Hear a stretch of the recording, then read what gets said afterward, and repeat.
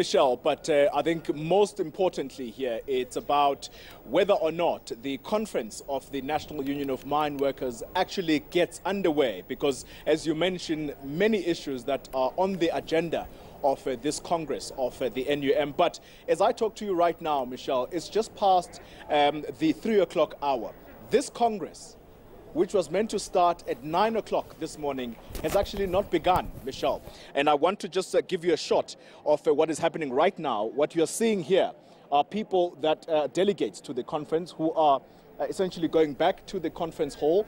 They've just come back from lunch, and the argument before they broke for lunch was around the issue of credentials. Now, if you speak about credentials, Michelle, you almost think back to ANC conferences that get stuck on this issue, because credentials, if they are not adopted, the conference essentially has not even begun.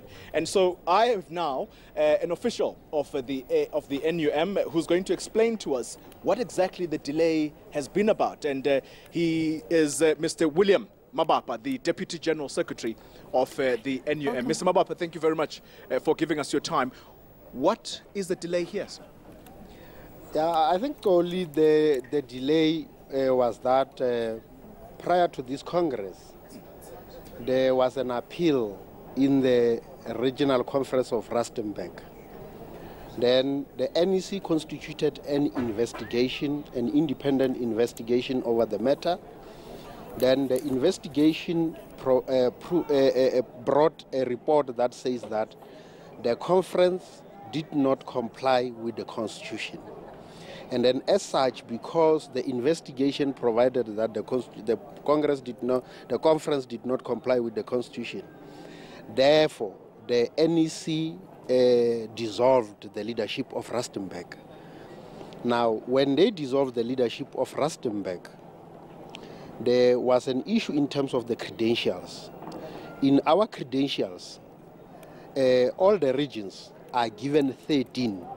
We call it a base. Now, this 13 is a makeup of office bearers. Now, when it's a makeup of office bearers, there was no ways that we can then replace these 9 office bearers until the Congress decide otherwise in terms of the replacement. Mr. Mabapa, let me come in here in the interest of time, and I would like you to just face me so that we're able to have a proper conversation. The argument inside there has been very clear that you, the national officials of the NUM, used a so-called Clause 29, which does not exist in the constitution of the NUM, to suspend these leaders of Rustenburg. Is that resolved going back into this conference? Are we able now to say that matter has been put to bed, or are you still going to argue it further? I think, we expect that the matter has been raised by the delegates. Now, it is the right of the delegates in the Congress to raise issues. No, we don't dictate or put anything the way we want as the leadership. If the Congress wants the matter still to be debated, the matter will be debated. All right. So I just want an assurance from you. Are we going to see the start of this conference, or is it likely to collapse?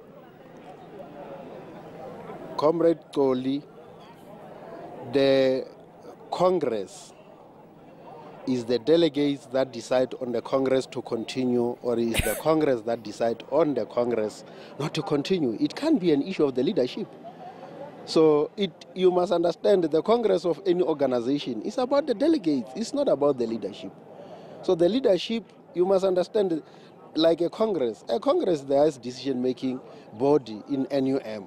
In NUM, the last arbiter is the Congress. If the Congress decides that, based on certain reasons, this Congress must not continue, we must go back, other things must be done, I think it is not for the first time it happens with NUM. It happens with many organizations. In certain instances, for example, let us assume that if we had a court interdict, we had to be in the situation that you can't continue because we've got a court interdict. But I take it that there is nobody that went to court and interdict the Congress. Right. And I take it that issues that are raised, they are raised to be clarified so that when we go out here, nobody must go out and gossip about them, because the Congress will have discussed them and the Congress will have resolved on them. All right, let's assume, therefore, that the conference does get underway. One of the issues I understand is going to be discussed by this Congress is whether or not to support the ANC in the upcoming elections. Is that in fact true? And if so, why would the NUM discuss whether or not they're going to support the ANC in the upcoming elections? I think, Comrade Goli, you will bear with me. The ANC have elections time and after time. Now, at all the time, you need to refresh a mandate, because you can't just be saying, no, in the past, this was what has happened. So it's a reconfirmation. So it's not a matter that is a new thing, and then it must be an issue that must raise concerns. I can tell you the truth that you can go to all our resolutions. If we go to a Congress or we go to a central committee and there will be an elective conference of the ANC or there will be elections, we pronounce ourselves. And that is a standard practice for all COSATU affiliates. Because we don't want comrades to take an advantage which says that, no, we had a central committee and then the Congress of the NUM did not pronounce itself as to which political party are we going to support. And I'm saying this is the normal practice. Even COSATU, when it has got its own, you will hear they are going to pronounce on the issue of ANC. And we all know that COSATU is in alliance with the ANC. All right. Okay. So we'll leave it there for the time being. Thank you very much for your time. We unfortunately are out of time. William Mabapa is the Deputy General Secretary of the NUM, Michelle. And I think just picking up on his words, he says that, look, the conference has not been interdicted, but more importantly, it's up to these delegates who are lining up and going back inside that conference hall, who are going to decide whether indeed this conference does continue or essentially collapses, and it'll not be something that happens for the first time. And he references many other organizations that have gone through such instances. So for now, Michelle, we're going to leave it there, but we certainly will keep you updated about whether or not this conference does eventually get underway. Well, it seems like you have a long day ahead as well. Our reporter Xoli Mgambi live to us there covering the NUM's elective conference, which is set to take place next week.